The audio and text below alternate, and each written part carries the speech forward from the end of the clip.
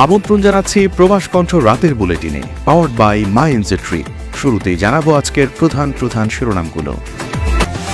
মালয়েশিয়ায় বাংলাদেশি যুবককে ওয়ান্টেড ঘোষণা করে খুঁজছে ইমিগ্রেশন। মালয়েশিয়ায় জ্বালানি তেলের দাম আরও বাড়ল, রন 95 ছাড়ালো 4 রিঙ্গিত। এবং মালয়েশিয়ায় ওষুধের বাজার ধরতে প্রদর্শনীতে বাংলাদেশ। দেখছিলেন শিরোনাম, এবার বিস্তারিত। আপনিও কি আপনার নেক্সট ট্রিপ প্ল্যান করছেন? তাহলে আপনার জন্যই মাইএনজেট্রি, যেখানে এয়ার টিকেটস এবং হোটেল সব পাওয়া যাবে এক প্ল্যাটফর্মে, with a very affordable fares and endless options. With মাইএনজেট্রি আপনার ভ্রমণ হবে একদম নিশ্চিন্তে।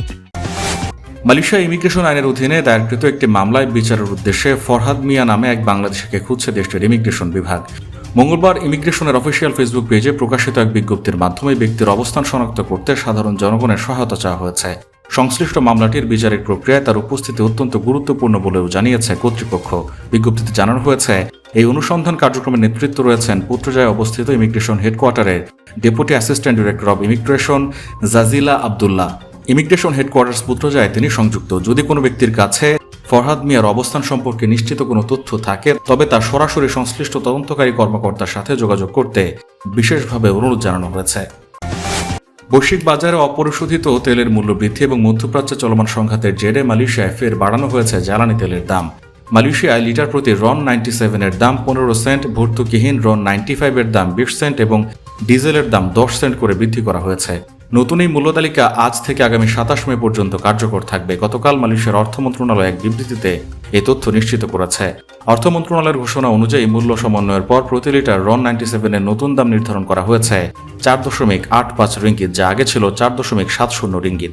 অন্যদিকে ভর্তুকিহীন রন 95 এর দাম লিটার প্রতি 3.87 রিঙ্গিত থেকে বাড়িয়ে 4.07 রিঙ্গিতে করা হয়েছে। এছাড়া উপদ্বীপ মালয়েশিয়ায় প্রতি লিটার ডিজেলের দাম 4.87 রিঙ্গিত থেকে বাড়িয়ে 4.97 রিঙ্গিত করা হয়েছে।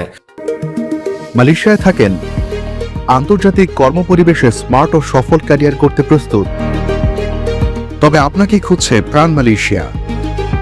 সমগ্র মালয়েশিয়া জুড়ে বিভিন্ন পদে আপনি হতে পারেন আমাদের পরবর্তী টিম মেম্বার। আপডেটেড সিভি সহ হোয়াটসঅ্যাপ করুন এই নম্বরে। মন্ত্রণালয় জানিয়েছে, অটোমেটিক প্রাইসিং মেকানিজম ফর্মুলার আলোকে এই নতুন মূল্য নির্ধারণ করা হয়েছে। তবে সাধারণ জনগণ এবং কিছু খাতের স্বস্তির কথা বিবেচনা করে মালয়েশিয়ার মাদানী সরকার লক্ষ্যভিত্তিক ভর্তুকি আগের মতোই বহাল রেখেছে। এর অধীনে নাগরিকরা বুদি 95 কর্মসূচির মাধ্যমে প্রতি লিটার রন 95 পেট্রোল আগের মতো 1.99 রিঙ্গিতে কিনতে পারবেন। এছাড়া সাবা, সারোয়াক ও লাবোয়ান অঞ্চলের জন্য সাবসিডাইজ ডিজেল কন্ট্রোল সিস্টেমের আওতায় ডিজেলের দাম প্রতি লিটার 2.15 রিঙ্গিত এবং সাবসিডাইজ পেট্রোল কন্ট্রোল সিস্টেমের আওতায় প্রতি লিটার 2.05 রিঙ্গিত অপরিবর্তিত রাখা হয়েছে। মালয়েশিয়ার রাজধানী কুয়ালালামপুরে অনুষ্ঠিত আন্তর্জাতিক ফার্মাসিউটিক্যালস ও স্বাস্থ্যসেবা প্রদর্শনী এসি কেয়ার 2026-এ প্রথমবারের মতো অংশ নিয়েছে বাংলাদেশ।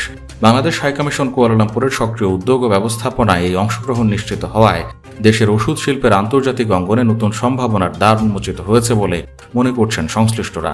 কুয়ালালামপুর কনভেনশন সেন্টারে 20 থেকে 22 মে পর্যন্ত আয়োজিত আন্তর্জাতিক প্রদর্শনীর উদ্বোধন করেন মালয়েশিয়ার deputy minister of health Dato Haji Hanifa Hajar Taib. এ সময় উপস্থিত ছিলেন মালয়েশিয়া নিযুক্ত বাংলাদেশের হাইকমিশনার মঞ্জুরুল করিম খান চৌধুরী সহ বিভিন্ন দেশের প্রতিনিধি ও শিল্প খাতের সংশ্লিষ্ট ব্যক্তিরা। এবার প্রদর্শনীতে বিশ্বের 9টি দেশের 105টি প্রতিষ্ঠান অংশগ্রহণ করছে। বাংলাদেশের পক্ষ থেকে অংশ নিয়েছে 4টি প্রতিষ্ঠান। বাংলাদেশ হাইকমিশনের বুথে square pharmaceuticals PLC, Incepta pharmaceuticals limited এবং হেলথ কেয়ার ফার্মাসিউটিক্যালস লিমিটেডের বিভিন্ন ওষুধ ও স্বাস্থ্যপণ্য প্রদর্শন করা হচ্ছে। এছাড়া এরেবা ক্যাপসুলস লিমিটেড পৃথক বুথে তাদের পণ্য ও সংশ্লিষ্ট তথ্য উপস্থাপন করছে। প্রদর্শনী চলাকালে মালয়েশিয়ার ডেপুটি মিনিস্টার অব হেলথ বলেন, এই ধরনের আন্তর্জাতিক প্রদর্শনীতে অংশগ্রহণ বাংলাদেশের কোম্পানিগুলোকে মালয়েশিয়ার বাজারে আরও শক্ত অবস্থান তৈরি করতে সহায়তা করবে। একই সঙ্গে তিনি আয়োজনের জন্য বাংলাদেশ হাইকমিশনকে ধন্যবাদ জানান। হাইকমিশনার বলেন, এই ফার্মাসিউটিক্যালস প্রদর্শনীতে অংশগ্রহণ বাংলাদেশের ওষুধ শিল্পের আন্তর্জাতিক পরিচিতি বৃদ্ধি এবং সংশ্লিষ্ট কোম্পানিগুলোর নতুন বাজারে প্রবেশাধিকার গুরুত্বপূর্ণ ভূমিকা রাখবে। তিনি অংশগ্রহণকারী প্রতিষ্ঠানসমূহকে ধন্যবাদ জানিয়ে ভবিষ্যতে আরও সক্রিয় অংশগ্রহণের আহ্বান জানান।